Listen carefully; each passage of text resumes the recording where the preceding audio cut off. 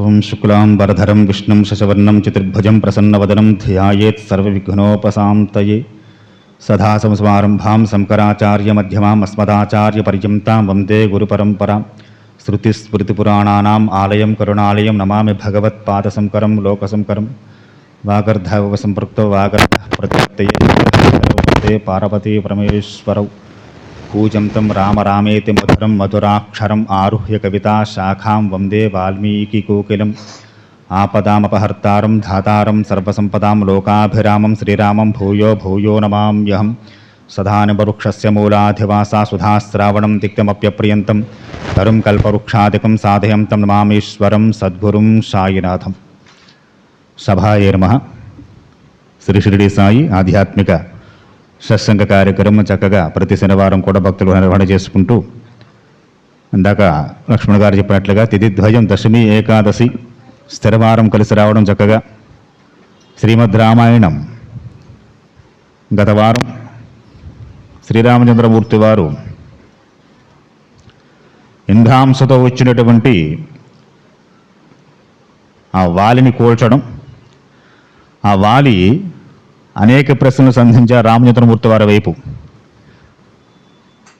ఏమిటయ్యా అంటే, నేను నీతో యుద్ధం చేస్తున్నా నన్ను కొట్టడానికి, నువ్వు ఉన్నావని నాకు తెలుసా, అలాంటి నన్ను ఏ కారణం చేత కొట్టేవయా? జీవులు రావడం పోవడం సహజం, శరీరాలు వస్తూ ఉంటాయి పోతూ ఉంటాయి, దాని గురించి నాకు బెంగలేదు. కానీ అధర్మంగా నీతో యుద్ధం చేయనటువంటి నన్ను చాటుగా ఉంటూ కొట్టాల్సిన స్థితి ఎందుకు వచ్చింది అని చెప్పి ఎన్నో ప్రశ్నలు వేశారు. రామచంద్రమూర్తి వారు చాలా నిదానంగా ఉన్నారు. ఆయన ఏమీ ఆవేశపడలేదు, ఆగ్రహించలేదు, నిదానంగా ఉండి చక్కగా ఈ వారం ధర్మమూర్తి అయినటువంటి శ్రీరామచంద్రమూర్తి వారు వాలికి చెబుతున్న సమాధానాలు చక్కగా వాల్మీకి వివరణ చేస్తున్నారు. కిష్కింధాకాండ. ఇత్యుక్త ప్రసితం వాక్యం ధర్మార్థ సహితం హితం పురుషం బాలనారామో నిహయతేన విచేతస తం నిష్ప్రభావాదిత్యం ముక్తోయం విభవాంబుదం ఉక్తవాక్యం హరిశ్రేష్టం ఉపశాంతం విమాపమం. స్వామివారు చాలా ప్రశాంతంగా వారి చెప్పిన మాటలన్నీ విన్నారు. శ్రీరామచంద్రమూర్తి వారు దగ్గరగా వెళ్ళారట. కిష్కింధకు వచ్చాడు సుగ్రీవుడు. వారికి సుగ్రీవుడికి బాగా ఘోరమైనటువంటి ఆ యుద్ధం దెబ్బలాట జరిగింది. ముష్టిఘాతాలతోటి, మోకాళ్ళ పోట్లతోటి, చెట్లు విరుచు కొట్టుకోవడంతో ఆ కిష్కింధ దాటి బయట దాకా వచ్చారట వారు. అలా కిష్కింధ బయట తన బాణానికి గురై నేలపడిపోయినటువంటి రక్తశక్తమైన శరీరంతో ఉన్నటువంటి వాలి అడిగిన ప్రశ్నలకు రామచంద్రమూర్తి ధర్మ సమాధానం చెప్తూ, ధర్మం అర్థంచ కామంచ సమయం చాపి లౌకికం అవిజ్ఞానాయ కదం బాల్యాత్ నివాహాద్య నివాహసే వాలి. ధర్మార్థ కామాల గురించి, లౌకికమైన ఆచారాల గురించి తెలుసుకోలేకుండా అజ్ఞానంగా నువ్వు నన్ను తప్పుపడుతున్నావయ్యా. ధర్మం గురించి చెప్పాలంటే ఎవరు చెప్పాలయ్యా అంటే, ఎవరు చేసింది వాడికే ధర్మం, నేను చేసేది నాకు ధర్మం, మీరు చేసేది మీకు ధర్మం. మీది నేను తప్పంటే మీకు కోపం, నాది మీరు తప్పంటే నాకు కోపం. ఎవరు చెప్పాలి ధర్మం గురించి? రామాయణంలో రాముడే చెప్పాలి, మహాభారతంలో ధర్మరాజుగారే చెప్పాలి. ఎవరు చెప్పారు ఈ మాట? మీరునే చెప్పను కదా, సాక్షాత్తు భగవానుడే చెప్పాడు.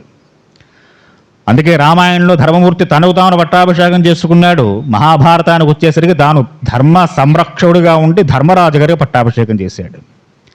మహాభారతంలో ఎక్కడ ఏ క్లిష్టమైన సమస్య వచ్చినా కృష్ణుడు స్వయంగా చెప్పచ్చగా, తానేది స్వయంగా చెప్పడు, తీసుకెళ్లి ధర్మరాజు గారి ముందు పెడతాడు. ధర్మరాజు గారు నోటి వెంట ఏది వస్తే అదే ధర్మం.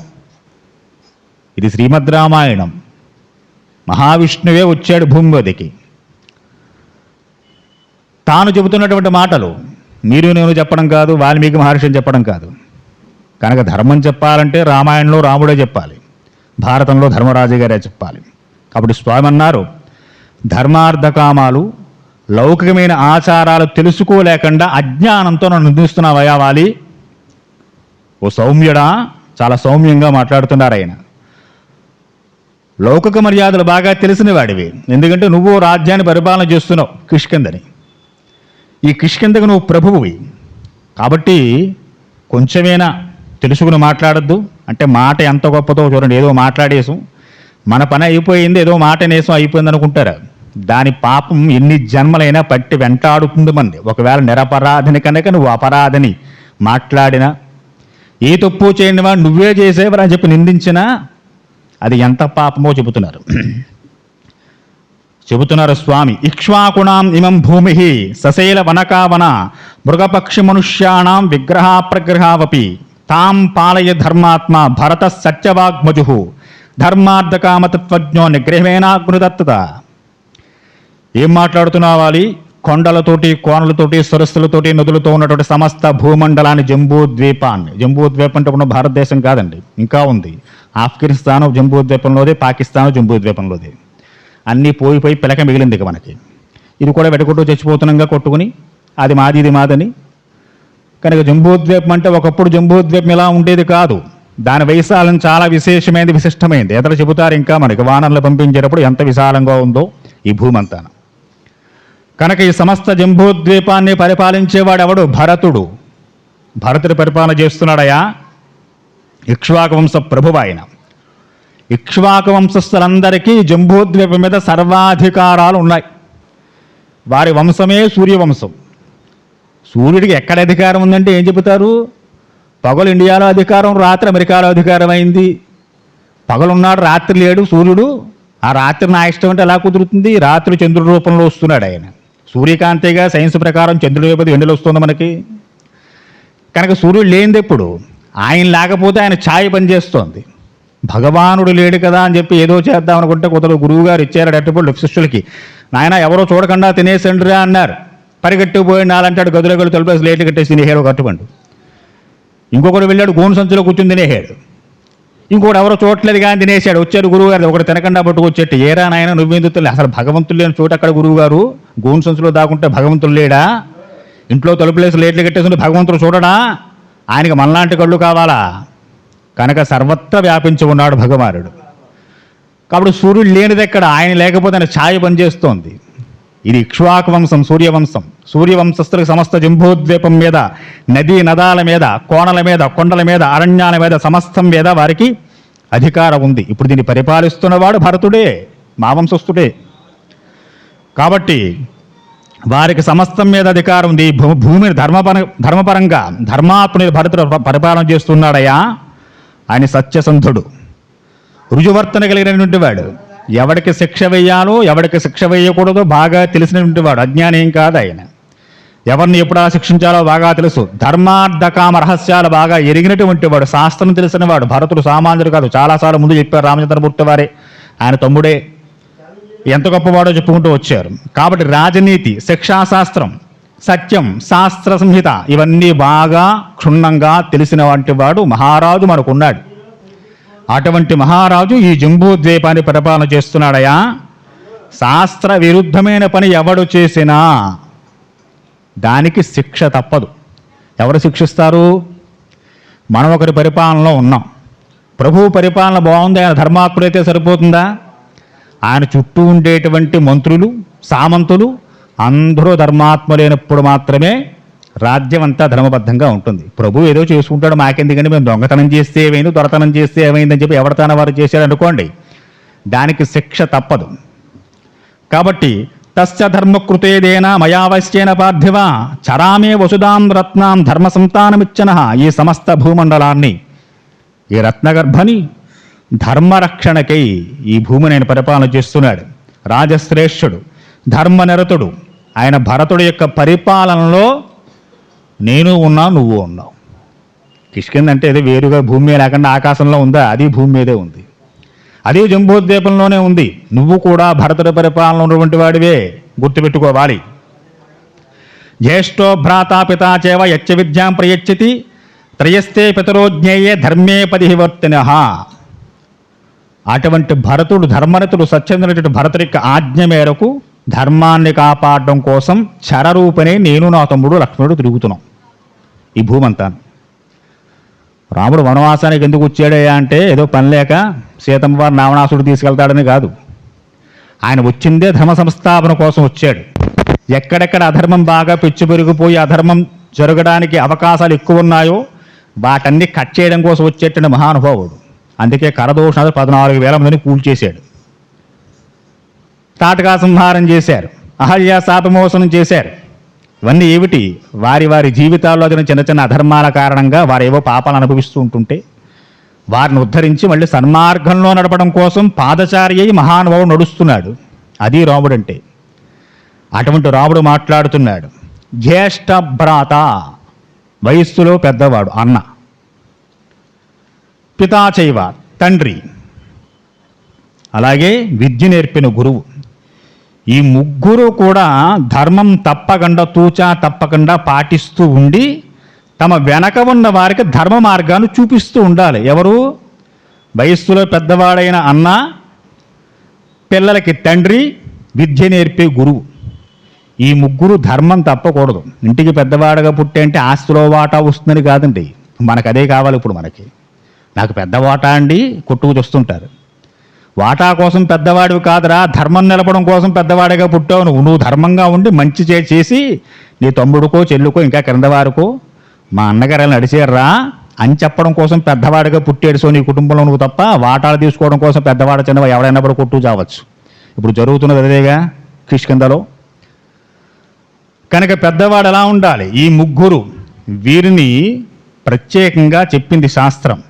జ్యేష్ఠ భ్రాత పితాచేవ యజ్ఞ విద్యాం ప్రయచ్చతి త్రయస్థే పితరోజ్ఞేయ ధర్మే పరివర్తన. ఈ ముగ్గురు తప్పక తనకు వెనక ఉండేటువంటి వారికి ధర్మ మార్గాన్ని చూపించడం కోసం తూచా తప్పకుండా ధర్మాన్ని పాటించడం వెనకాల వచ్చేవరకు నేర్పి పెట్టాలి. ఇది వీరి ముగ్గురు యొక్క బాధ్యత.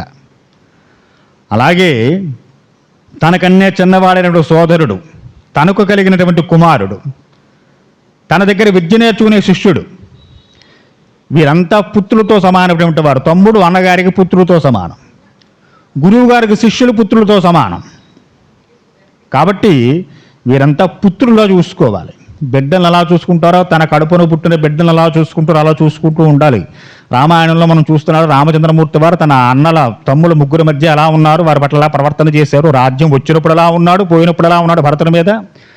రాజ్యం ఇస్తా అన్నప్పుడు మా తమ్ములందరూ మేము అందరం ఒకటండి, రాజ్యం పోయిన తర్వాత భరతుని మీద ద్వేషం ఇలాంటివి ఏమీ లేవు ఆయనకి. చూశారు అలా రామాయణంలో ఎక్కడన్నా కనపడదు మీకు. ఎప్పుడు చూడండి లక్ష్మణుడి మీద భరతుడి మీద శత్రుఘ్నుడి మీద విపరీతమైనటువంటి అభిమానం ప్రేమే కనిపిస్తుంది రామచంద్రమూర్తి వారికి. కాబట్టి వీరిని పుత్రుల్లా చూసుకుంటూ ఉండాలి. స్వామి చెబుతున్నారు, సూక్ష్మం పరమదుర్జేయం సతాం ధర్మప్లవంగమా హృదయస్థం సర్వభూతానం ఆత్మవేద శుభాశుభం. ధర్మం చాలా సూక్ష్మమైంది. వాలి మళ్ళా సావకాశంగా హాయిగా ఫ్యాన్ వేసి కూర్చుని లేడండి. ఆయన అవసాన దశలో ఉన్నాడు. రాముడు కొట్టిన బాణం గుండెల్లో దిగి ఒళ్ళంతా రక్తశక్తమై ప్రాణాపాయస్థితిలో ఉన్నటువంటి వాలి ముందు నుంచుని మాట్లాడుతున్నారు రామచంద్రమూర్తి వారు. వాలి భూమి మీద పడి ఉన్నాడు, రాముణ్ణి చూస్తున్నాడు. అంతవరకు మాట్లాడాడు పాపం ఏదో. ఇప్పుడు స్వామి చెప్పేది వింటున్నాడు ఆయన. స్వామి చెబుతున్న ధర్మం చాలా సూక్ష్మమైంది. సత్పురుషులకు మాత్రమే అంతంత మాత్రంగా తెలుస్తుంది. ఎవరికి సత్పురుషులకు కూడా పూర్తిగా తెలియదు ధర్మం. వారు లోకంలో మంచివారే, కానీ వారికి కూడా తెలియనంత సూక్ష్మమైన ధర్మం.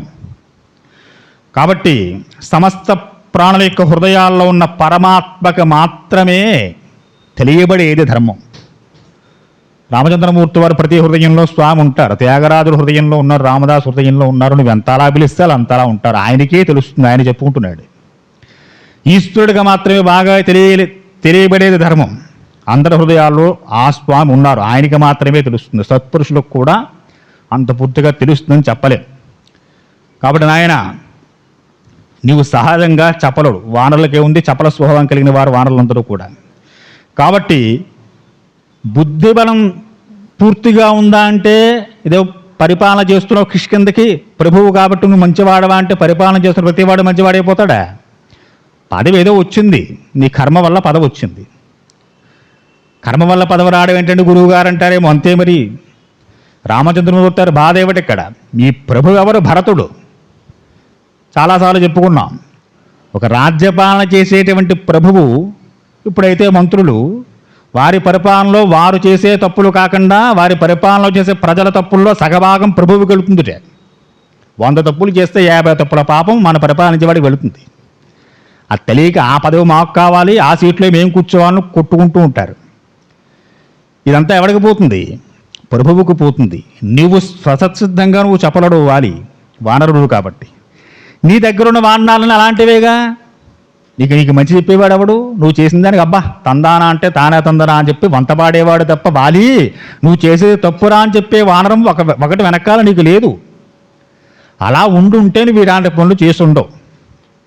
ఇక ఎందుకు కుట్టాను కదా చెబుతున్నావు.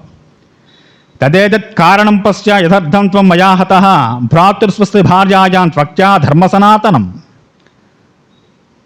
నిన్ను కొట్టడానికి ప్రధాన కారణం ముఖ్యమైనది ఒకటి, అంటే ఇదొకటి, ఇదే కారణం కాదు. ముఖ్యమైన కారణం ఏమిటయ్యా అంటే,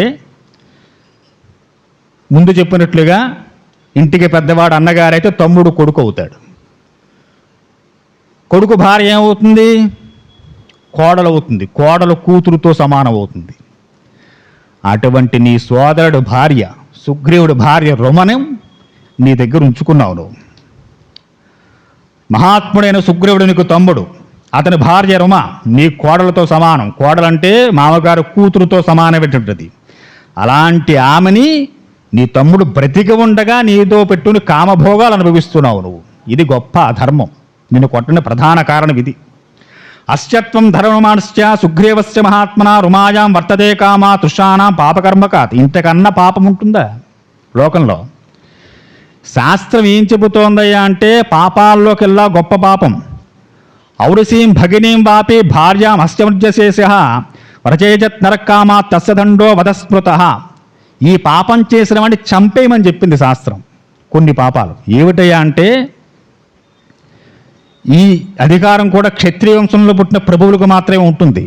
కూతురుతో కామించేటువంటి వాడు, సోదరుతో కామించేటువంటి వాడు, తమ్ముడు భార్యతో భర్తలతో కామించేటువంటి వాడు, వీడికి శిక్ష మరణం. అందుకు నిన్ను కొట్టాను. ఇప్పుడు నేను ఏం మాట్లాడావు వాలి? నేను చేసింది అధర్మం అని అన్నావు. రామచంద్రుడితో వాటిని ఎంత అద్భుతంగా ఉంటాయో. భరతస్తు మహీపాలో వయం త్వైదేన వార్తిన త్వంతు ధర్మాతిక్రాత కథం సత్య ఉపేక్షితం. నీలాంటి వాణ్ణి ఉపేక్షిస్తే, ఒకవేళ వదిలేస్తే, ఇందులో సగం పాపం ఎవరికి వెళుతుంది? ఇప్పుడు భరతుడికి వెళుతుంది, ప్రభువుకి వెళుతుందయ్యా. ప్రభువు అధర్మపరుడైపోతే ఇక ధర్మం అన్న మాటకు అర్థమే ఉంది లోకంలోనూ. కనుక రామచంద్రమూర్తి వారు తమ్ముళ్ళు మామూలుగా వదిలేస్తారు మహానుభావుడు. ఆయనంత ధర్మంగా ఉంటాడు, వాళ్ళు తమ్ముళ్ళంత ధర్మంగా అట్టేపడతాడు ఆయన. అలా వదిలేసేటువంటి వాడు కాదు. పైగా ఏదో ప్రభువు అయితే పర్లేదు, తన తమ్ముడే అలా ఉన్నాడు, ఇంకా అలా వదులుతాడు పాపం ఆయన. కాబట్టి భరతుడికి పాపాన్ని అంటనివ్వను. ఇక్ష్వాకుంశంలో ఎవడు ప్రభువైనా ఆ ప్రభువుకి పాపం అంటకుండా చూడవలసిన బాధ్యత ఆయన క్రింద సామంతులుగా ఉన్నవారు అందరికీ ఉంటుంది. ఆయన ఆజ్ఞ మేరకే మేము ఇలా వనవాసాలకు వచ్చాం. ఇలా ఉన్న వాళ్ళందరినీ ఒకళ్ళని వేసుకుంటూ వెళ్ళిపోతున్నాం. ఎందుకని? భూమి మీద ధర్మం వర్ధిల్లాలి. ధర్మం వర్ధిల్లినప్పుడు మాత్రమే. ఇప్పుడు ఇది ఎలానో వచ్చిందన్నారు, ఏదో వర్షాలు పడవండి గురువు గారు అంటున్నారు. ఏవిరా అంటే ఏం చెబుతాం? నా ధర్మం నాది, మీ ధర్మం మీది, వాడి ధర్మం వాడిది, ఎదురింటి వాడిది, పక్కింటి వాడి ధర్మం పక్కింటి వాడిది. ఎవరిదైనా వాడికే ఏదో ధర్మం. తప్పురా అంటే కోపాలు కదా. ఇలాంటివి రాకపోతే, కరువు కోటలు రాకపోతే ఏవొస్తాయి మనకి? కనుక భూమి సస్యశ్యామలంగా ఉండాలి, సువృష్టి కురవాలి, పంటలు బాగా పండాలంటే ఎప్పుడూ ప్రజల ధర్మవర్తులే ఉండాలి. కనుక నిన్ను కొట్టడానికి ప్రధాన కారణం అది నాయన. దీనికి మరణమే శిక్ష ఇలాంటి వారందరికీ. కాబట్టి గురుధర్మవృతిగాం క్రాంతో ప్రాజ్ఞో ధర్మేణ పాలయాన్ భరత కామవృత్తానాం నగ్రహే పర్యవస్థితే. నీలాంటి అధర్మంలో ప్రవర్తించే వారిని శిక్షించకపోతే ఇది లోకానికంతా కంటకంగా తయారవుతుంది. ఈవేళ వాళ్ళే, రేపు పొద్దున ఇంకొకడు, రేపు తర్వాత ఇంకొకడు పెరుగుతుంది తప్ప వాడు చేసే తప్పులు ఇది నేను చేస్తూ వచ్చిందా అంటాడు, రేపు పొద్దున ఇంకొకడు వచ్చిన అలా అంటాడు. కనుక ఏమవుతుంది? అధర్మం పెరిగిపోతుంది. దాన్ని పెరగకుండా చూడవలసిన బాధ్యత భరతుడి పరిపాలనలో ఉన్న అందరి మీద ఉంది. ఇది ప్రధాన కారణం. సుగ్రీవేణ చమే సఖ్యం లక్ష్మీని యథాతథా దారాజ్యస్థ నిమిత్తం నిశ్రేయసరతస్తమే. ఇది ప్రధాన కారణం. ఇంకో కారణం ఏమిటయ్యా అంటే, రాముడు ఇచ్చిన మాట తప్పడు. సుగ్రీవుడికి మాట ఇచ్చాను నేను, ఏమని? అధర్మ ప్రవర్తన కలిగినటువంటి వారిని వధిస్తాను అని. కాబట్టి మిత్రుడికి ఇచ్చినటువంటి మాట నిలబెట్టుకోవాలిగా, మిత్రుడికి సహాయం చేయాలిగా. పైగా సుగ్రీవుడు ఎలాంటి వాడు?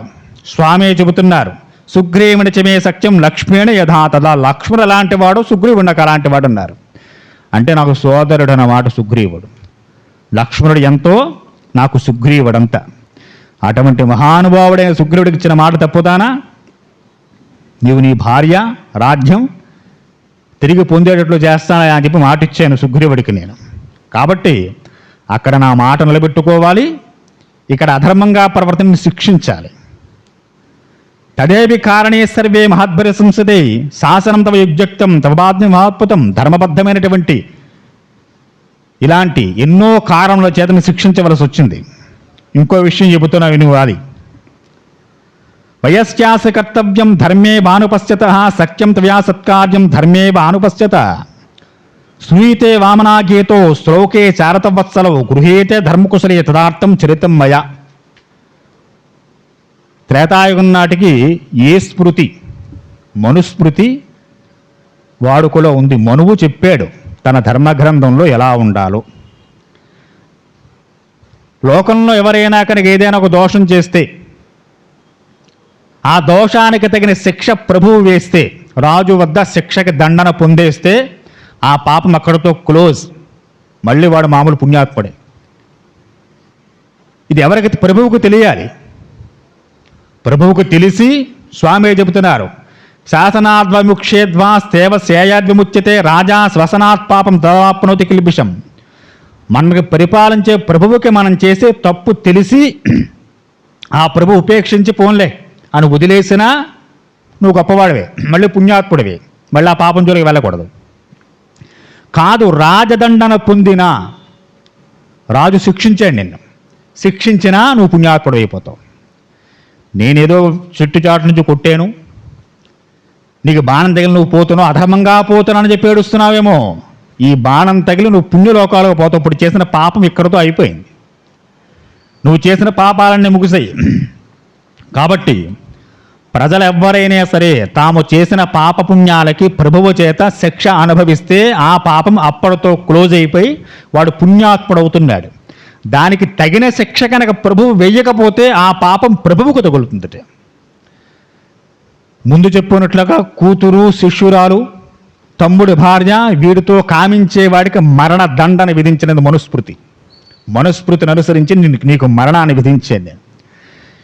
ఈ మరణంతో నువ్వు పుణ్యలోకాలకు వెళ్ళిపోతావు. వాలి నువ్వేం బెంగపెట్టుకోక్కర్లేదు, నేను ఏ నరకానికి పోతానో, ఈ పాపం ఇప్పుడుతో పోయింది.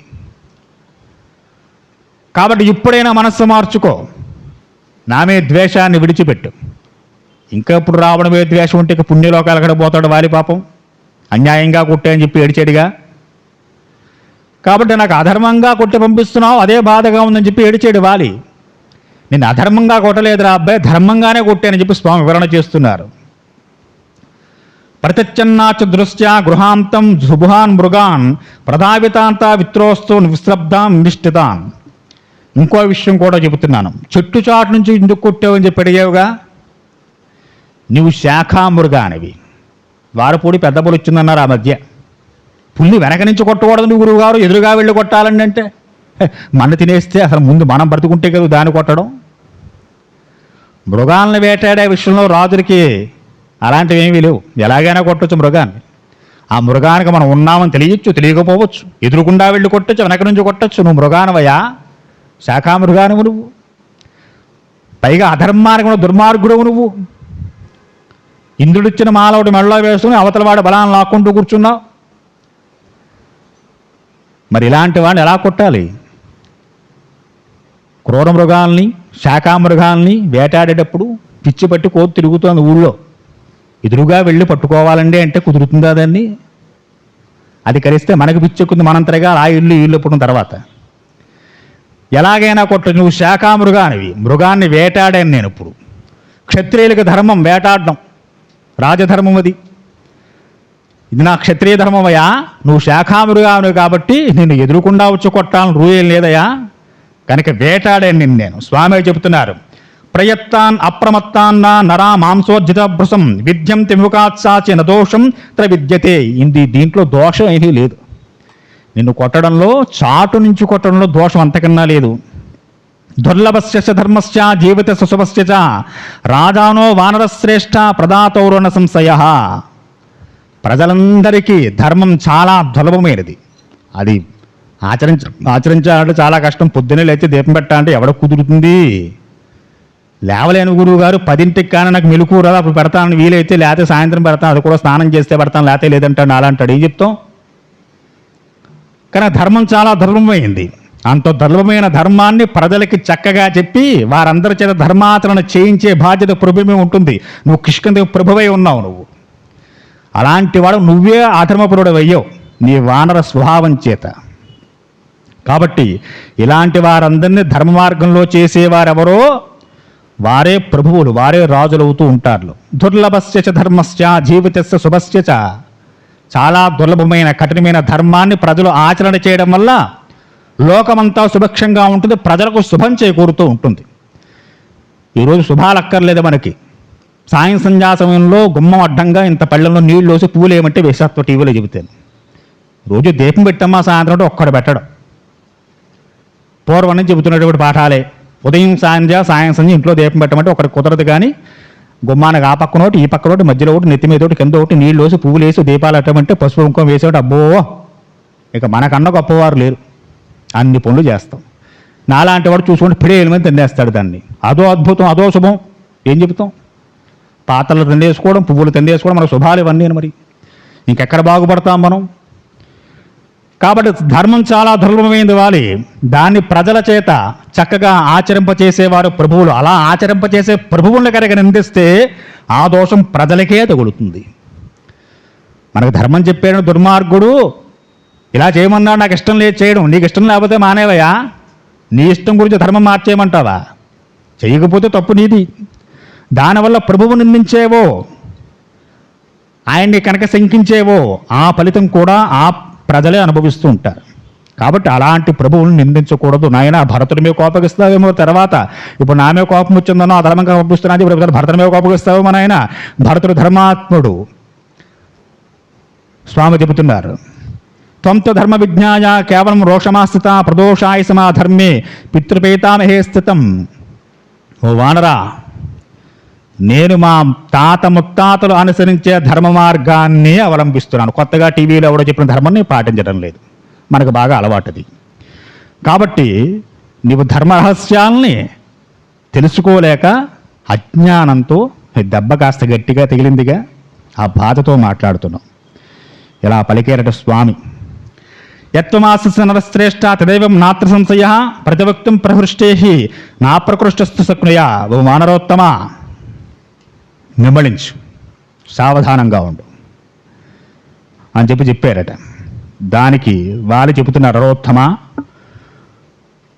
నువ్వు పలికినవన్నీ సత్యాలే, కాదనడానికి ఏమీ లేవు అందులో. చక్కగా అరటిపండు ఊడ్చి నోట్లో పెట్టాడు చెప్పారు. నిన్ను ఎందుకు కొట్టోనే చెప్పారు, పక్క నుంచి ఎందుకు కొట్టోనే చెప్పారు, ఆయన చేసి అధర్మం కూడా చెప్పారు. అన్నీ చెప్పి కొడతారండి. మహాభారతంలో కనిపిస్తే కర్ణుడిని కొడతాడు చివరిలో అర్జునుడు. కర్ణుడు రథం దిగి కింద ఉంటాడు. పాపం రథచక్రం భూమిలో దిగిపోతుంది. ఎత్తుకుంటున్నానయ్యా ఆగమంటాడు. ఆగేది ఏమిటో అలాంటి వాడిని కొట్టేయమంటాడు స్వామి. కొడుతుంటే అప్పుడు ధర్మం మాట్లాడతాడు కర్ణుడు. మనలాగే మనకు కుదిరితే ధర్మం, కుదరకపోతే అధర్మం. మనకి బాగున్నప్పుడు అన్ని ధర్మంగా జరగాలంటే బాబు గురువుగారు పూజ అవకాశంగా చేయించండి, పని ఉంటే కొంచెం ఎంత తొందరగా చేస్తే అంత మంచిదని గురువుగారు, బయట మళ్ళీ ఫ్లైట్ టైం అవుతుంది అంటాడు. నీ సాధ్యం గోలా. పూజ అలాగా చేసేది, అందుకే పూజ. కనుక ఏం చేయాలి?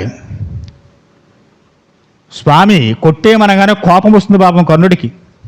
ఇది అధర్మం అయ్యా, నేను రథమ్మే లేదా కింద కూర్చున్నాను, నేను రథచక్రం ఎత్తుకుంటే నేను కూడా సిద్ధంగా ఉన్నప్పుడు కదా బాణం వేయాలి, ఉత్తప్పుడు ఎందుకు వేస్తున్నామని చెప్పాను. అప్పుడు స్వామే చెబుతారా కృష్ణ పరమాత్మ, ఓహో కర్ణ, నీకు కూడా ధర్మం తెలుసురా నాయన, ఇంతవరకు తెలియదు అనుకున్నాను నేను. నిండు సభలో ద్రౌపదిని అవమానిస్తున్నప్పుడు ఏమైందిరా ధర్మం, భేష్ ఇంకా బాగా లాగరా అబ్బాయి అన్నావు. అప్పుడేమైందిరా ధర్మం నీకు? ఈ 5గురిని తీసుకువెళ్ళి వనవాసాలు పంపిస్తూ మాయాజోదో అన్నప్పుడు ఏమైందిరా నీ ధర్మం? అప్పుడు లేని ధర్మం ఇప్పుడు నీకు నీ ప్రాణంలో ఒకసారి ధర్మం గుర్తొచ్చిందా నీకు, కొట్టరా అబ్బాయి అన్నారు. అంతే. స్వామి దగ్గర నుండి కొట్టించేస్తాడు అవసరం అయితే.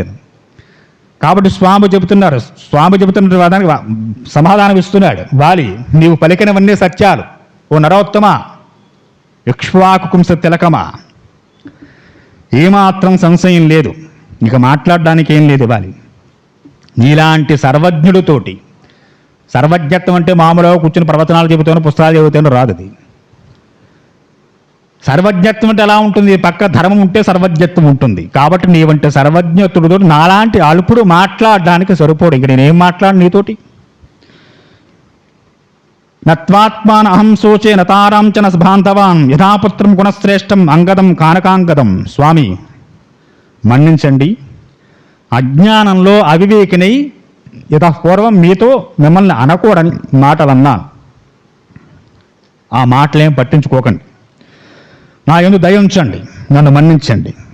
నా బాధంతా నా చిట్టి తండ్రి మా అబ్బాయి అంగదుడి గురించి. నా భార్య తార గొప్ప సాధు స్వరూపురాలు, ధర్మాత్మురాలు. ఆవిడ కూడా బాగా తెలుసు, చెప్పింది. యుద్ధానికి వస్తుంటేనే మీ వంటి వారు వచ్చారు మహానుభావులు, యుద్ధానికి వెళ్ళొద్దని చెప్పింది. కానీ వినలేదు. నేను వచ్చాను. నా గతిలా అయ్యింది. ఒక్కగానొక కుమారుడు, తారక జన్మించిన వాడు అంగదుడు. ఇంకా చిన్నవాడు, మంచి బలశాలి, దృఢమైనటువంటి శరీరం కలిగినటువంటి వాడు. ఎలాంటి పనైనా చక్కగా చేయగలడు. ఒక్క క్షణం నేను కనపడకపోతే గోల పెడుతుంటాడు. వాడి గురించే నా బంధంతా. స్వామి బాణాచ్చకృతయా బుద్ధిత్య ఏకపుత్రస్య మే ప్రియ తారయే రామభవత రక్షిణేయో మహాబల. మీరు సుగ్రీవుని ఏ విధంగా అయితే రక్షిస్తానని మాట ఇచ్చారో అలాగే అంగదుని కూడా రక్షించండి. ఆ ఒక్క వరాన్ని నాకు తీర్చండి. సుగ్రీవుడి మీద, లక్ష్మణుడి మీద, భరతుడి మీదకి మీకు ఎలాంటి వాత్సల్యం అయితే ఉందో, ఎలాంటి ప్రేమ అయితే ఉందో అలాంటి ప్రేమని మా అంగదుడి మీద కూడా ఉంచండి. రామా, నా వియోగాన్ని తట్టుకోలేక తార దుఃఖిస్తుంది. నా దోషాల కారణంగా సుగ్రీవుడు ఆమెకు కూడా దోష అయ్యాడు. భర్తకి శత్రువైతే భార్యకు కూడా శత్రువుగా అవుతాడు. మరి పాపం అవతలవాడు మంచివాడైనా భర్తకు నచ్చకపోతే దూరంగా పట్టాల్సిందే. పాపం ఏం చేస్తుంది ఆవిడ? కాబట్టి స్వామి భక్తి ప్రపత్తులతో నిన్ను శరణుజొచ్చిన వారిని ఏ విధంగా అయితే అనుగ్రహిస్తూ ఉంటావో అలాగే అంగదులను కూడా అనుగ్రహించండి అని చెప్పి అంగదుడి గురించి కొన్ని మాటలు మాట్లాడారట. స్వామి చెబుతున్నారు. ఇత్యుక్త్వా సన్నతో రామ విరారామ హరీశ్వర శతమాస్వస్త్రయో వాలినం వ్యక్త ధర్మవతం. వాలి, నువ్వు బెంగబెట్టుకోకు. తప్పకుండా అంగదుడికి నువ్వున్నప్పుడు ఎలాంటి భోగాలు అంగదుడు అనుభవించాడో అలాగే అన్నీ అనుభవిస్తాడు. అందులో ఈ రోటే ఉండదు. తప్పకుండా నీకు అభయాన్ని ఇస్తున్నాను. నువ్వు చెప్పినట్లు సుగ్రీవుడి మీద, లక్ష్మణుడి మీద, భరతుడి మీద నాకు ఎలాంటి వాత్సల్యం, ప్రేమన్నా అంగదుడు కూడా అవన్నీ పరిపూర్ణంగా అందుతాయి. నీ కారణంగా ఆయన దూరం పెట్టను నేను. లోకంలో తల్లిదండ్రులు దోషాలు ఉండొచ్చు, పిల్లలు మంచివారే ఉండొచ్చు, సంబంధం కలుపుకోవచ్చు, తప్పులేదు, కలుపుకోవాలి. అలాగా పిల్లలు చెడ్డవారు కదా అని తల్లిదండ్రులు దోషులు చేయకూడదు. ఎక్కడికెక్కడే ధర్మం. వాలి అధర్మపురుడైనప్పటికీ భార్య తార మంచిదే. అంగదుడికి ఏ విషయాలు తెలియవు పాపం.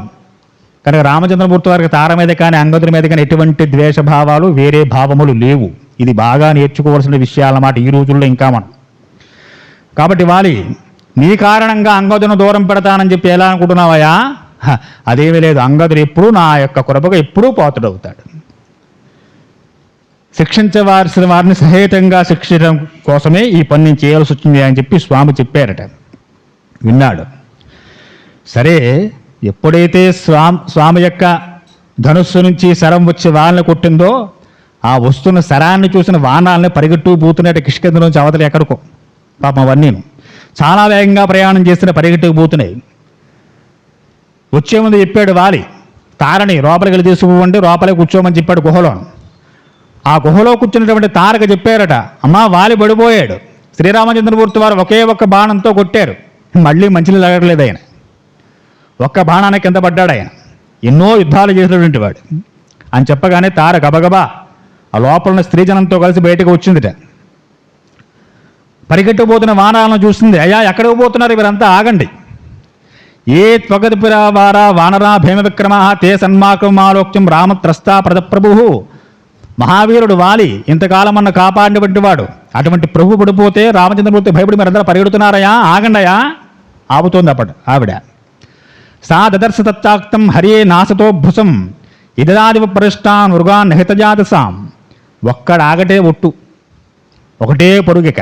ఆ చెట్టు ఈ చెట్టు, ఈ కొమ్మ ఆ కొమ్మ పట్టుకుని ఆ బాణం మనకెక్కడ వదులుతుందో అని పరిగెట్టుకుపోతున్నారట.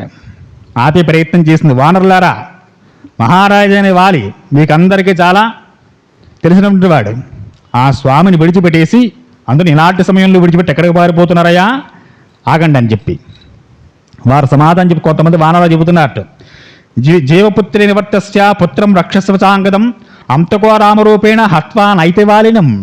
రాముడు రూపంలో మన ప్రభువుకు మృత్యు వచ్చిందమ్మా, మనం కాస్త బ్రతుకుంటే అంగదుడు తర్వాత పట్టాభిషేకం చేసి మనకు ప్రభువుగా చేసుకోవచ్చు. కానీ ఇప్పుడు ఏ వానరానికి కూడా రామచంద్రమూర్తి వారి ముందు నిలబడే ధైర్యం లేదు. మన ప్రభువును కొట్టినటువంటి బాణం మళ్ళీ వచ్చి మనకెక్కడ తగులుతుందో అందరికీ భయం. ఒకే ఒక్క బాణం, 2-3 బాణాలు ఏం వేయలేదు ఆయన. రాముడు ఒక్క బాణం వేస్తే చాలు, చాలాసార్లు చెప్పుకున్న అది ఎక్కడైతే పడిందో దాన్ని ఛేదనం చేసి వస్తుంది. అది ఏ పని నిమిత్తమైతే స్వామి పంపారో ఆ పని చేసి తీరుతుంది. కాబట్టి ఆ శరాలు సామాన్యమైనవి కాదవి అని చెప్పి వారంతా మనం బ్రతుకుంటే తర్వాత రేపు పొద్దున తల్లి మీ అబ్బాయిని అంగదుని రాజుని చేద్దాం, మీ అబ్బాయే రాజు, అప్పుడు మనందరం కలుద్దాంలే, ప్రస్తుతం ఆపకమ్మా అని చెప్పి పరిగెట్టుకుపోతుందట. ఎవ్వడూ నిలబడలేదు. ఆ తార చాలా జుట్టు విరబోసుకుని ఏడుస్తూ వస్తుందట. అభార్యచ్చ సభార్యచ్చ స్వతంత్రం వనచారణం లబుద్ధే విప్రత్యేభ్యం తేభ్యో సంతకం భయం. ఆ వాలి దగ్గర లక్ష్మణుడు, శ్రీరామచంద్రమూర్తి వారు, సుగ్రీవుడు, హనుమ, ఇంకా కొంతమంది వానరులు ఉన్నారు. వారందరూ గుమిగూడి ఉన్నారు. కాస్త దూరంగా వాలి క్రింద పడి ఉన్నాడు. అల్పాంతగతానాంతు శ్రుత్వా వచనమాంగన ఆత్మనం ప్రతిరూపం సాభాషేస చారుహాసిని. చుట్టూ అనేక మంది స్త్రీ జనాలు, వాళ్ళకి ఇంకా అనేక మంది భార్యలు ఉన్నారు. ప్రధానంగా తారైతే ఆ మిగిలిన వారందరూ కలిసి ఏడుస్తూ వస్తున్నారట.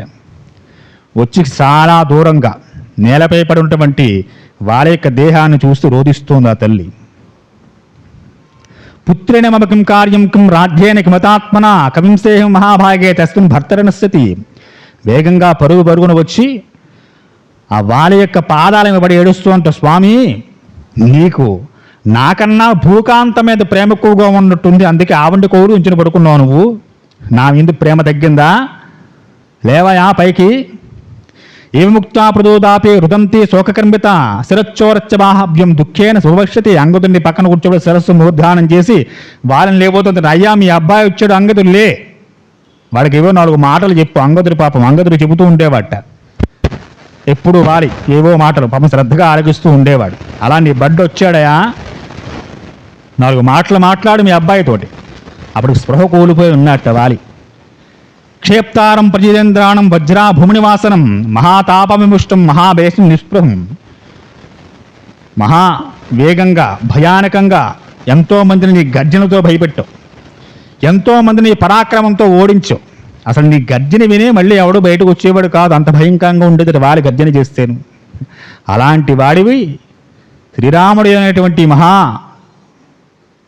మృత్యువు యొక్క ఒకే ఒక్క బాణానికి నేల కూలావు. విధి ఏం చెబుతాం, ఎంతమందిని ఎన్నిసార్లు ఓడించేవో నువ్వు. శ్రీరాముడు అనేటువంటి మహాసర్పం నిన్నొచ్చి వేళ మృంగింది, మృత్యువి రూపంలో వచ్చింది నీకు. లేనాయన ఒకసారి లేచి అంగదుడిని ఒకసారి తలని మిరి ఒళ్ళో కూర్చోబెట్టుకో. అంగదుడిని ఒళ్ళో కూర్చోబెట్టుకుని ఉండేట్టు ఎన్నో మాటలు మాట్లాడింది. రామచాప విశ్రేష్ట సరణేతం దృష్ట్వాన్ హేతం భూమౌ తారాదిపావన సా సమాసాధ్య భర్తారం పర్విజ్యస్య భామిని. ఏం చేస్తాడు పాపం ఆయన, ఏం కదలలేదు. అప్పటిదాకా మాట్లాడి రాముడు చెప్పింది విని కాస్త స్పృహలోకి కోల్పోయి పడుకుని ఉన్నాడు. ఇంకా మృత్యువు రాలేదు. రణే ధారణ విక్రాంత ప్రవేర ప్లవతాంధర కిం దేవాన్ అపురోగ్యాం అతవత్యం నభాభిషితే. ఓ మహావీర, నీ యుద్ధంలో తిరిగిలేనటువంటి వాడివి, వానరుల్లో చాలా ప్రముఖుడివి. అటువంటి వాడివి ఈరోజు నిశ్చేష్టుడివై ఇలా పడి ఉన్నావు. ఓ వానర ప్రభు లే, చక్కని శయ్యలున్నాయి మన అంతఃపురంలోనూ పడుకోవడానికి వీలుగా. అవన్నీ వదిలేసి ఈ కట్టిక నేలపై ధూళిలో పడి ఉన్నావు. లేవయా, అంగదుని ఒకసారి చూడు, నాతో ఒకసారి మాట్లాడవా, నా వల్ల నీకేమైనా అహితం కలిగిందా, అంటే నీకేమైనా ఇబ్బంది కలిగిందా, నీ మనస్సును ఒప్పించేలా నేను మాట్లాడేనా, అందుగురించి నాతో మాట్లాడడం లేదా. నిరానంద నిరాసాహం నిమగ్న శోకసాగరే త్వయే పంచత్వయపన్న మహాభూయాధిపేవ. నేను చేసిన పాపం ఏమిటి, ఎందుకు నాతోలా ఉన్నావు, యుద్ధానికి వచ్చే ముందు వెళ్ళొద్దని చెప్పాను, కోపం వచ్చిందని నీకేమన్నా. ఆ కారణం చేతిలా ఉన్నావా ఓ వానరేంద్ర? ఎప్పుడో చెప్పాను సుగ్రీవుడు భార్యను తెచ్చినప్పుడు వద్దురా బాబు అని, వెళ్ళలేదు. సుగ్రీవుని వెళ్ళగొట్టావు రాజ్యం నుంచి. ఇంతకు ముందు కూడా చెప్పింది సుగ్రీవుని యువరాజును చేయండి, ఆయనతో స్నేహం చేసుకోమని చెప్పి వినలేదు. ఆ మాటలన్నీ గుర్తు తెచ్చుకుంటోంది ఆ తల్లి. ఈరోజు ఒక మహాకాల పురుషుడు యముడు వచ్చి రాముడి రూపంలో వచ్చి ఒకే ఒక బాణంతో నిన్ను చుట్టుముట్టాడు. ఓ ప్రాణేశ్వర, పుత్రుని కాస్త ఊరడంచవయ్యా, ఏడుస్తున్నాడు ఆయన. అది సందేహం చెప్పు. నీవు స్వర్గానికి వెళ్ళిపోతున్నావు, ఒకవేళ ఇక్కడికన్నా అందమైన స్త్రీజనం ఏమైనా అక్కడ ఉన్నారేమో, వారి అందచందాలు చూడడం కోసం వెళుతున్నట్టున్నావు. ఎందుకయ్యా అలాగా? ఓ సుగ్రీవ, సుగ్రీవుడితో మాట్లాడుతోంది తల్లి. సకామో భవ సుగ్రీవ రుమాం త్వం ప్రతిష్ఠతే భుక్ష్వాం రాజ్యం అగ్నిదస్తం శస్త్రో భ్రాతారిపుస్తర. నాయన సుగ్రీవ, ఇక రాజ్యం నీదే, తీసుకో, నీ భార్య రుమతో కలిసి హాయిగా అనుభవించు అని చెప్పి విలిపిస్తోంది ఆ తల్లి. కరెంటబడి రోడిస్తోందట. పక్కనే ఉన్నారు స్వామి హనుమ. చూశారు ఏం చేస్తాడు పాపం, ఆయన కూడా చాలా తీవ్ర దుఃఖంలో ఉన్నాడు. తతో నిపతితాం తారాం చ్యుతాం తారామిమాంబరాం కనేస్వార్జ సమాసాయ హనుమాం హరియోధప. చాలా కొంచెం భయపడుతూనే నెమ్మదిగా దగ్గరికి వచ్చాట తార దగ్గరికి. అంతకుముందు వాళ్ళ దగ్గర ఉన్నవాడే హనుమ కూడా. గుణదోషకృతం జతు సర్వకర్మ ఫలేహుతకం అవ్యగ్రాస్తప్రతం సర్వం ప్రేత్యేస శుభాశుభం. అమ్మా తల్లి, నీకు చెప్పేంతటి వాణ్ణి కాదు, కానీ హనుమ మాటలు ఎలా ఉంటాయి? మహానుభావుడు, వేదాధ్యయనం చేసినటువంటి వాడు, నవవ్యాకరణ పండితుడు, ఆయన మాట ఎలాగే ఉంటాయి. తల్లి, ఏ ప్రాణైనా తెలిసి కానీ తెలియ కానీ తాను చేసినటువంటి శుభాశుభ కర్మలు, శుభమైతే ఏమిటి అశుభమైతే ఏమిటి, ఆ రెండు కర్మల ఫలితాన్ని అనుభవించడం కోసమే శరీరం వస్తుంది. శుభాన్ని అనుభవిస్తున్నప్పుడు సంతోషంగా హాయిగా అబ్బా నాకన్నా గొప్పవాళ్ళు లేడనుకుంటూ ఉంటాడు. అశుభం వచ్చినప్పుడు మాత్రమే నాకే వచ్చిందండి అని ఏడుస్తూ ఉంటాడు. తల్లి, అలా వచ్చినవే మన శరీరాలన్నీ కూడా, నీకైనా నాకైనా వాళ్ళకైనా సుగ్రీవుడికైనా. కాబట్టి అమ్మా, అలా వచ్చిన శరీరాలు కాల ప్రవాహంలో పడిపోక తప్పదు. ఎవరన్నా వెంటాడండి మాట్లాడము ఆ టైంలోను. కాబట్టి తల్లి, నువ్వు దుఃఖించకు. ఈ శరీరం నీటి బుడగ లాంటిది. శోచ్యం శోచ్యం దీనం దీనానుకంపనే కశ్చకోవా మశోచ్యత్యం దేహేస్మిన్ బుద్ధదోపమే. కాస్త బుద్ధికి పొదును చెప్పి సత్యాన్ని యోచన చేస్తే నీకే అర్థమవుతుందమ్మా. కాబట్టి దుఃఖాన్ని దిగమింగు. అమ్మా, నీ కుమారుడు అంగదుడు పసివాడు, చాలా చిన్నవాడు, అతనికి ధైర్యం చెప్పాలి, అతని ఆలనా పాలనా చూడాలి. రేపు పొద్దున్న అంగదుడు యువరాజు అవుతాడు. తల్లి, నీవు కాస్త ధైర్యం చెక్కపెట్టుకో. ఏ ప్రాణైనా పుట్టిన తర్వాత ఎప్పుడో అప్పుడు ఈ శరీరాన్ని విడిచి ఇంకో శరీరాన్ని పొందక తప్పదు. అది వానర శరీరమా, నర శరీరమా, ఇంకేనా జంతు శరీరమా, పక్షి శరీరమా, ఏదో ఒకటి. కాబట్టి పూజ్యురాలా, వానర ప్రముఖులందరికీ ఇప్పుడు నీవే దిక్కు. నువ్వు ఒక మహాప్రభువు భార్యవు, నువ్వు పట్టపరాణివి. తల్లి, నువ్వే ఇలాంటి ఎలా పడిపోతుంటే పాపం వయసులో చిన్నవాడు సుగ్రీవుడు చెరప బెంబేలెత్తిపోతున్నాడు. ఆయన నా వల్లే తన అన్నగారికి మరణం వచ్చిందని చెప్పి చాలా దుఃఖంలో ఉన్నాడు. పైకి ఏదో నుంచున్నాడు, కానీ అభయాలు ఏమీ సరిగ్గా లేవట పాపం సుగ్రీవుడికి. ఒకే తల్లికి పుట్టినటువంటి వారు. తన అన్నగారు ముందు రక్తస్థనే పడిపోయి ఉన్నాడు, తన కారణంగానే పడిపోయాడు ఆయన. కాబట్టి ఓ దేవి, సుగ్రీవుడికి ధైర్యం చెప్పాలి, అంగొందును చేరదీయాలి. అమ్మా, మీరు దుఃఖించొద్దు. వాలి పుణ్యలోకాలకు వెళ్ళిపోతున్నాడు ఆయన. దీర్ఘమైన ప్రయాణం, తిరుగురాని ప్రయాణం చేస్తున్నాడు ఆయన. తల్లి, నీవు నిశ్చింతగా ఉండు, దుఃఖాన్ని దిగమింగు. ఈ దుఃఖించడం వల్ల పోయే జీవికి అది సరైనటువంటి సద్గతి కలగదు అని చెప్పి స్వామి ఏవో చాలా వేదవిహితమైన విషయాలు చెబుతూ వచ్చారు. అప్పుడు తార మాట్లాడుతోందట. సాతస్య వచనం శ్రుత్వా భర్తున్యస్య పీడిత వీక్షమాణస్తు మందాసు సర్వతో మందముచ్చదాన్ ఆదేవాత సుగ్రీవం దదాత్మం అంజక్తం. కాస్త కొద్దిగా కళ్ళు తెరిచి ఏదో స్పృహలోకి వచ్చినట్టుగా వచ్చి ఆ పక్కనే ఉన్న సుగ్రీవుడు చూసేట వాలి తన తమ్ముణ్ణి. సుగ్రీవ దోషేణ మాం గంతుమర్హసి కిల్బిషాం కుషమాణం భవిష్యేన బుద్ధిమోహయమాం బలాత్. సోదరా సుగ్రీవ, నీ భార్యను నా దగ్గర ఉంచుకుని నిన్ను కిష్కింద నుంచి వెళ్ళగొట్టాను. అలాంటి నా పట్ల ఇక దోషాన్ని ఎంచుకో. ఎందుకంటే ఇంకా చచ్చిపోయిన తర్వాత ఇంకా వాళ్ళు మాకు ద్వేషులండి, అబ్బబ్బే ఇంకా నేను 10 సంవత్సరాలు కూడా వెళ్ళిన వాళ్ళ ముఖం కూడా చూడండి, ఇటువంటి కొన్ని అనవసరమైనటువంటి భావాలు ఉంటాయి సాధారణంగా మనుష్య ప్రాణికి. బాలే చెప్పుకుంటున్నాడు. నీ భార్యని నా దగ్గర ఉంచానని నిన్ను వెళ్ళగొట్టానని చెప్పి నన్ను దోషిగా ఎంచకిక. ఎందుకంటే శరీరం వెళ్ళిపోతుంది ఇక. ఇంకా మరణించిన తర్వాత నువ్వు కావాలనుకున్నా రారు, ద్వేషిద్దామని కళ్ళ ముందు కనపడరు. అప్పుడు ద్వేషం పెట్టుకుని ఏం చేస్తావు? ఇదంతా విధి విలాసం వల్ల జరిగింది. నాయన యుగపద్భీతం తాతాన మన్యే సుఖవానియో సాహార్థం భ్రాతృయుక్తం హి తథ్యం తాతవ్యాంజధ. మన తలరాతలో అన్నదమ్ములు కలిసి ఉండే యోగ్యత రాకుండా రాసేదేమో బ్రహ్మగారు. ఆ కారణం చేతే మనిద్దరం కలిసి ఉండలేదు నాయన. మనకి ఎడబాటే ఉంది. ఇప్పుడు వానరాజ్యం అంతా నీ చేతిలో వస్తోంది, నువ్వే స్వీకరించాలి దీన్ని. సాక్షాత్తు వాలే చెప్పాడు, నాయన సుగ్రీవ, ఈ సమస్త సంపదలు, రాజ్యం, కడకు నా ప్రాణాలు సైతం ఈ క్షణముందే నీ పాదాక్రాంతం చేసేస్తున్నా. ఇవంతే నీదే. అవసాన దశలో నేను మాట్లాడుతున్న ఈ మాటలు ఏదో చచ్చిపోయే ముందు మాట్లాడండి అని చెప్పి చేతగాంతరంగా తీసిపాడేకు. ఇవి చాలా నిర్దుష్టమైన వచనాలు. మరణ సమయంలో మాట్లాడుతున్నాను. అప్పుడు ఇచ్చే వాంగ్మూలం పాల పట్టుకుపోతుంది పాపం. కనుక ఈ సందర్భంలో మాట్లాడుతున్న తేలిగ్గా తీసుకో తమ్ముడా. ఇదిగో కన్నీరు మున్నీరుగా ఏడుస్తున్న అంగదుని దగ్గరికి తీసుకో. నీ కుమారుడిలాగే పెంచు. ఎప్పుడూ సుఖాల్లో పుట్టు పెరిగినటువంటి వాడు, కష్టం తెలియనటువంటి వాడు అంగదుడు. ఆయన ప్రేమంతా అంగదుని మీదే ఉంది. వారికి కొడుకు గురించి బాగా చెప్పుకుంటున్నాడు ఆయన. కాబట్టి అటువంటి అంగదుని జాగా సంరక్షణ చేయవలసిన బాధ్యత నీదే. ఈ కిష్కిందకి శత్రుబాధలు లేకుండా చేయాల్సిన బాధ్యత నీదే.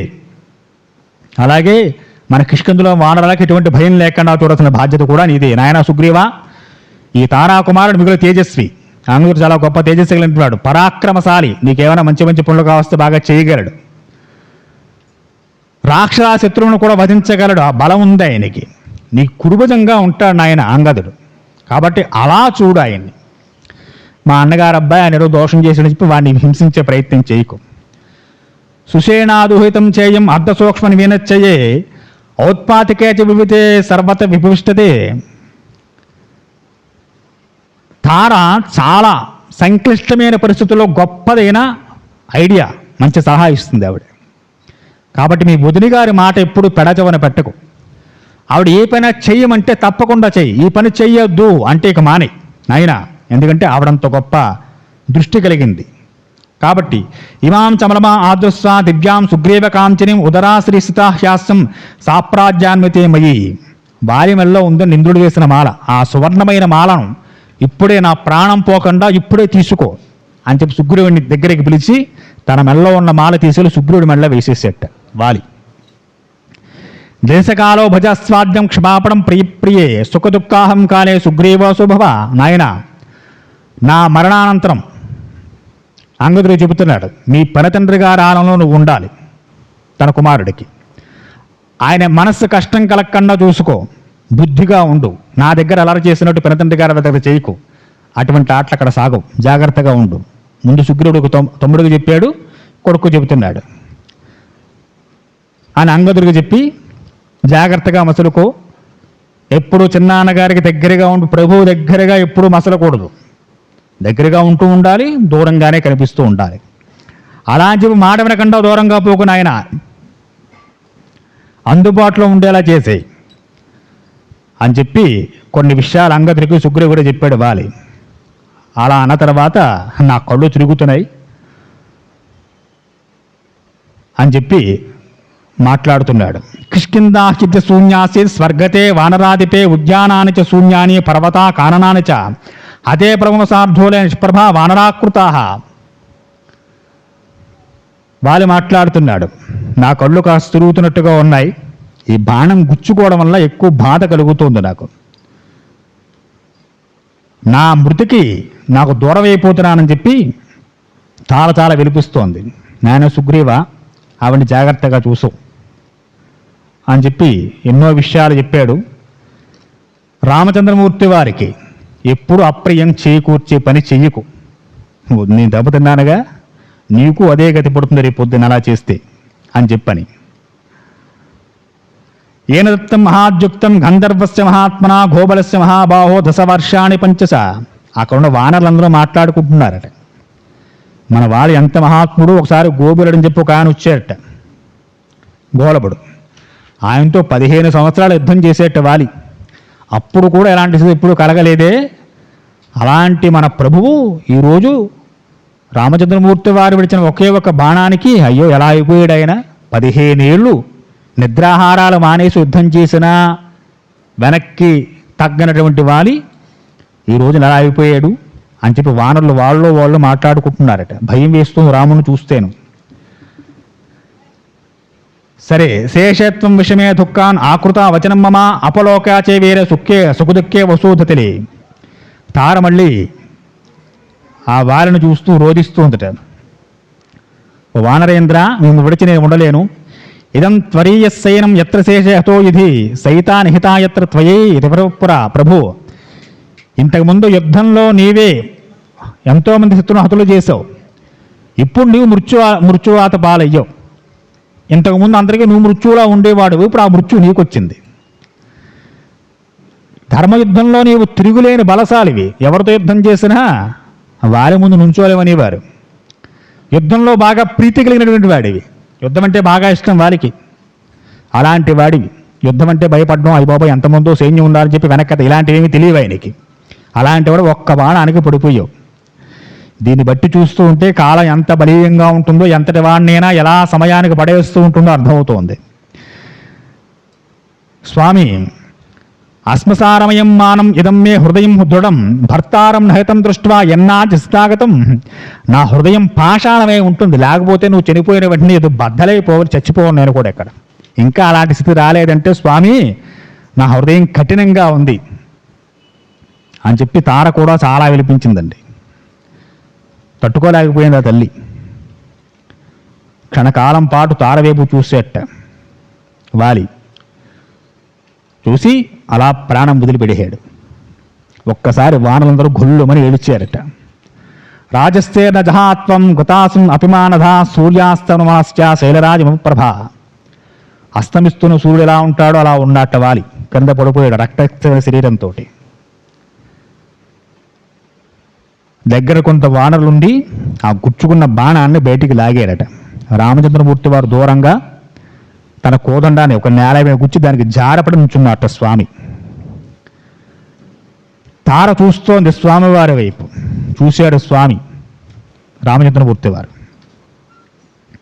ఆయన కూడా చూసి అక్కడి నుంచి నడుచుకుంటూ వస్తున్నారట. సభాష్పూర్ణే ముఖేన వీక్ష క్షణే నిర్వన్నమా మహనీస్వి జగామా రామస సైనే సమీపం మృత్యుర్వృత్తం సపదూయప. స్వామివారు తారను చూశారు. మనస్సు అర్థమైంది రామచంద్రమూర్తి వారికి. 2-3 అడుగులు ముందు వేసుకుని నడుచుకుంటూ వచ్చారట. వచ్చినటువంటి స్వామితో మాట్లాడుతోంది తార. ఓ మహాప్రభు, నీవు చేసిన ప్రతిజ్ఞ నిలబెట్టుకోవడం కోసం, అంటే సుగ్రీవుడికి మాట ఇచ్చాను, స్నేహం అగ్నిసాక్షిగా మాట ఇచ్చానని చెప్పి నిలబెట్టుకున్నావు. రాజ్య ఫలం కూడా నాకు దక్కింది అని సుగ్రీవుడు ఆనందిస్తున్నాడు. హనుమంతుడు వచ్చి అంటాడు, హంగదుని యువరాజును చేయాలి, అమ్మా నువ్వు దగ్గర నడిపించాలని చెప్పి నాకు ఈ రాజ్యం మీద, ఈ భోగాల మీద, వీటి మీద ఆశ లేదు. ఎప్పుడైతే నా ప్రభువు నేల కొరిగాడో నాకు ఈ కిష్కిందమే ఆశ లేదు అసలు. నాకు ఆశ్చా మహిష్యాత్ భృసమృతత్యాం పురేచ విక్రోచతి దుఃఖత్తిస్తే హతేగ్రజే సంసితం ఉదేచ నరామం రాజ్యే రమతే మహోమయే. నాకు ఈ రాజ్యం మీద, భోగాల మీద ఎలాంటి ఆశ లేదు. అసలు బ్రతకాలనే లేదు భూమి మీద నాకు. నేను కూడా ఆయనతో పాటు వెళ్ళిపోవాలనుంది. ఓ ఇక్ష్వాకువంశుడైన శ్రీరామ, కాబట్టి ఏ బాణంతో వాళ్ళని కూల్చేవో అదే బాణంతో నన్ను కూడా కొట్టి నేను కూడా ఆయనతో పాటు స్వర్గలోకానికి పోతాను అని చెప్పి పక్క తార మాట్లాడుతుంటే ఆవిడ ఓదార్చారు. ఇక మన సుగ్రీవుడు మాట్లాడుతున్నాడు. రామ, ఓ పక్క అన్నగారు పడిపోయాడు, వదిన రోధిస్తోంది, అంగుదురి కింద మీద పడుతున్నాడు పాపం, వానరులందరూ ఏడుస్తూ ఉన్నారు. వీరందరినీ చూశాడు సుగ్రీవుడు. ఆయన మాట్లాడుతున్నట్ట, మా అన్నగారిని వాళ్ళని చంపి ఈ రాజ్యం తీసుకోవాలంటే నాకు అవమానంగా ఉంది స్వామి, నాకు వద్దు ఈ రాజ్యం అన్నట్ట. ఇప్పటిదాకానేమో రాజ్యంలో వెళ్ళగొట్టాడు, నన్ను అక్కడి నుంచి బయటికి గెంటేహాడు, మా అన్నగారికి బుద్ధి చెప్పాలన్నాడు. ఇప్పుడేమో నా మనస్సు దానిగా పోవడం లేదన్నట్ట. మా అన్నగారు మృతి చెందడంతో ఇప్పుడు నేను తీవ్రమైన పరితాపంలో ఉన్నాను స్వామి. ఇది నన్ను జీవితాంతం వెంటాడుతూనే ఉంటుంది. ఇప్పుడు నేను చేసిన పని ఏదైతే ఉందో, రాజ్యం కోసం అన్నగారిని చంపేసుకోవడం, ఈయన దృష్టిలో ఈయన చంపేసుకున్నా అనుకుంటున్నాడు. స్వామి అన్నారు, ఇలాంటి వాడిని చంపడం ఉత్తమం అన్నారు స్వామి. ఆయన ధర్మంగా ఆలోచిస్తున్నారు శ్రీరామచంద్రమూర్తి వారు. ఈయన అన్న తమ్ముడు ఈ పాసంతో ఆలోచిస్తున్నాడు సుగ్రీవుడు. మహాభారతంలో అర్జునుడు కూడా ఇదే సమస్య ఎదురైంది. ఎన్నో యుద్ధాలు చేశాడు అర్జునుడు పాపం. ఏ యుద్ధంలో ఎవరిని కొట్టాల్సి వచ్చినా పాపం శుభ్రంగా బాణాలు కొట్టి చంపేస్తూ ఉండేవాడు. మహాభారతంలో తన యొక్క వంశస్థులతోటి, అన్నలతోటి, తమ్ములతో యుద్ధం చేయాల్సి వస్తే నా చెయ్యి వణుకుతోంది, గాంధీవం జారిపోతోందని చెప్పి రథం దిగి వెనకాల వెళ్ళి కూర్చున్నట్టు ఏడుస్తూను, మహాప్రభో యుద్ధం నేను చేయలేను. స్వామి అడుగుతారు, ఏ రా నాయన ఇంతవరకు ఇప్పుడు యుద్ధాలు చేయలేదా? చేశాను స్వామి. మరి ఇప్పుడు ఏడుస్తున్నావే అంటే, నీ వాళ్ళని కొట్టాల్సి వస్తే ఏడుపును, పై వాడిని కొట్టాలంటే కుట్టేస్తావా? నువ్వు శారీరక సంబంధం ఆలోచిస్తున్నావయా అని చెప్పి గీతోపదేశం అంతా చేసుకొచ్చారు స్వామి. ఇప్పుడు సుగ్రీవుడికి ఆ పరిస్థితే కలిగింది. తన అన్నగారు వారు చనిపోయాడు, రోజును రోధిస్తుంది, అంగ తిరుడుస్తున్నాడు, వారందరూ బాధపడుతూ ఉన్నారు. ఇంతవరకునేమో నా భార్యను దగ్గర పెట్టుకున్నాడు, అధర్మపడని చెప్పినటువంటి అన్నగారు పడిపోతే ధర్మం కలిసిందని సంతోషించక, మా అన్నగారు పోయిన నాగరాజ్యం ఎందుకు స్వామి, మరి ఎందుకురా ఇక్కడ దాకా తీసుకొచ్చావు అని అడిగితే ఏమైపోతాడు ఆయన? అగ్నిసాక్షిగా ప్రతిజ్ఞ చేయమన్నావు, 7 మధ్య చెట్లు కొట్టించో, నీ మొహం మండ ఒక బాణం వేస్ట్ అయిపోయింది అక్కడ నాకు, మళ్ళీ పాతాళకి తిరిగి వచ్చింది మళ్ళీ ఆ ధన సరం, ఎంత సాహసం చేయించే కుదిరా నాయన అని అడిగితే ఏమైపోతాడు పాపం ఆయన? శ్రేయోధ్యమన్యమ శైలముఖ్యే తస్మిన్ నివాసచ్చర సంస్మూకే యథా తదా వర్తజస్సకృత్వ నేవం నిహత్య ప్రదర్శ్య లాభ. ఈ కిష్కిందను పొంది ఇక్కడ రాజ్యంలో సింహాసనంలో కూర్చుని వీరందరినీ పరిపాలన చేయడానికి నాకు అభిమానం వడ్డొస్తుంది స్వామి. ఇచ్చి రేపు పొద్దున అందరూ చెవులు కొరుక్కుంటూ ఉంటారు, అన్నగాని చంపి పీట వెక్కాడురా వీడు, తోడబుట్టిన అన్నగాని చంపించాడు, రాముడితో సహవాసం చేసని చెప్పి వీళ్ళందరూ దూషిస్తారు. రామా, మహానుభావుడు మా అన్నగారే పడిపోయాడు. కర్తవ్యాలు బాగా తెలిసినటువంటి మా అన్నగారు నాతో యుద్ధం చేసే సమయంలో మా అన్నగారు మా వదిన గారు ఒక మాట చెప్పి వచ్చేట, మా తమ్ముడిని చంపంలే, బాధపడకని చెప్పి అన్నట్ట స్వామి. విన్నాను వాళ్ళు వీళ్ళు చెప్తుంటే కాదు. అటువంటి అన్నగారిని చంపించేసాను దగ్గరుండి నేను. చెయ్యి, నాకన్న దుర్మార్గుడు భూమి మీద ఉండడు స్వామి, నాకు ఈ రాజ్యం వద్దు. భ్రాతాకథం నామ మహాగుణశ్చ భ్రాతుర్వతం రాఘవ రోచయేత్ రాజ్యస్య దుఃఖస్య సవేరసారం నచింతయాన్ కామవాప్నుత సన్. ఓ రఘువీర, సద్గుణశాలి, ఇంతవరకు దుర్గుణాలు కనబడ్డ ఆయనలో బ్రతుకున్నంతసేపును ఇప్పుడు సద్గుణశాలిట.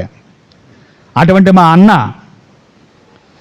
ఇలా చంపించేసి నేను రాజ్యంలో కూర్చోలేను, నేను రాజ్యపాలన చేయలేను, నాకు ఈ రాజ్యాలు, అధికారాలు, ఆ మంత్రాంగాలు, రాజకీయాలు నాకు ఏం వద్దు స్వామి, నాకు తెలియవు కూడాను. ఇంతవరకు మా అన్నగారు చూసుకునేవారు, రాజ్యంలో ఏమొచ్చినా ఆయనేగా ప్రభువు, పక్కనుంటే యువరాజుగా ఉండేవాడిని, భారం అంతా ఆయనమే ఉండేది, ఏదో ఆ పని చేశారంటే చేసి వస్తూ ఉండేవాడిని. ఇప్పుడు నేనే ఇవన్నీ చూడాలంటే స్వామి నా వల్ల అసలు ఇది కాదు, నేను చేయలేను మహాప్రభు అని ఏడుస్తున్నట్ట సుగ్రీవుడు. మా అన్నేమో తన సోదరుని ప్రేమ చూపించాడు, సుగ్రీవుని చంపను తారా, నువ్వు ధైర్యంగా ఉండమని చెప్పి. నేనేమో కర్కశంగా మాయోపాయం చేసి చంపించేశాను ఆయన్ని. ఓ రఘువీర, ఇలాంటి పాపాలు చేసిన అధర్మపురుణ్ణి, ఇలాంటి అధర్మానికి పాల్పడ్డవాడు పీఠం మీద కూర్చోకూడదు, ఇలాంటి మహాపాపం చేసిన నాకు నిష్కృతి లేదు అని చెప్పి ఎంతో పశ్చాత్తపడ్డట్టు ఆయన. చూశారు స్వామి, విన్నారు. ఎవరు చెప్పినా ముందు వినాలిగా, అన్నీ విన్నారు. విన్న తర్వాత స్వామి అంటున్నారట, సుగ్రీవా, ఇది నువ్వు చంపించిందే కాదు, నేను చంపిందే కాదురా, ఎవడు చేసిన పాపం వాడినే కుట్టేస్తుంది సమయానికి వచ్చేది. కర్మ నడ్డి మీదే ఉంటుంది. ఇది ఒక అరణ్యంలో ఒక ఫ్యామిలీ ఉంటోంది. ఓ పిల్లవాడు ఉన్నాడు, రోజు అరణ్యంలో తిరుగుతూ ఉంటాడు. అక్కడ సర్పాలు ఉంటాయి, ఏవో మృగాలు ఉంటాయి, ఎన్నో ఉంటాయి. చాలా కాలం అయింది. ఓ రోజు పిల్లవాడిని పాము గరిచింది, చనిపోయాడు వాడు. తండ్రికి చాలా బాధ కలిగింది. ఆ పావుని అడిగేట, ఎందుకు కరిచావు మా అబ్బాయిని? ఆ సర్పం అంతటా, నేను ఎక్కడ కరిచాను, రోజు మీ పిల్లాడు ఇక్కడే తిరుగుతున్నాడు, నేను ఇక్కడే తిరుగుతున్నాను, ఎప్పుడన్నా కరిచేనా వాడిని? ఈ రోజు కరిచానంటే ఏం చేయమంటావు, నేను కరవలేదు, కాలం గెంటింది కరువాడిని కాలం తోసింది నన్ను, అందుకు కరిచానట. కాలాన్ని అడిగేట, ఎందుకు కరవమన్నావు వాడిని? అయ్యో, ఉదయం మధ్యాహ్నం సాయంత్రం కాలం ఎప్పుడూ నేను మీ అందరితో కలిసే ఉంటాను, నేను ఎందుకు వెళ్ళమని చెబుతాను, వెనకాల వాడి కర్మ చెప్పింది వెళ్ళమని. మనం చేస్తున్న కర్మలే. దుఃఖాలు వచ్చినా సుఖాలు వచ్చినా, ఏదో పాము వచ్చిందండి, తేలు వచ్చిందండి, వాడు కొట్టాడు వీడు కొట్టాడు అనుకుంటావు. స్వామి చెబుతున్నారు, అది నేను చంపింది కాదు, నువ్వు చంపించింది కాదురా నాయన, వాళ్ళు చేసినటువంటి కర్మ. అటువంటి దాన్ని ఎవరూ తప్పించలేరు. కాబట్టి నాయన దీనికి నువ్వు దుఃఖించద్దు అని చెప్పి స్వామివారు ఎన్నో చెప్పారు. అన్నీ చెప్పిన తర్వాత లక్ష్మణుని పిలిచారు. లక్ష్మణ, జరగవలసిన కార్యక్రమాలు చూడటిక ఏం చేయాలి, వాళ్ళకి దహన సంస్కారాలు చేయాలి.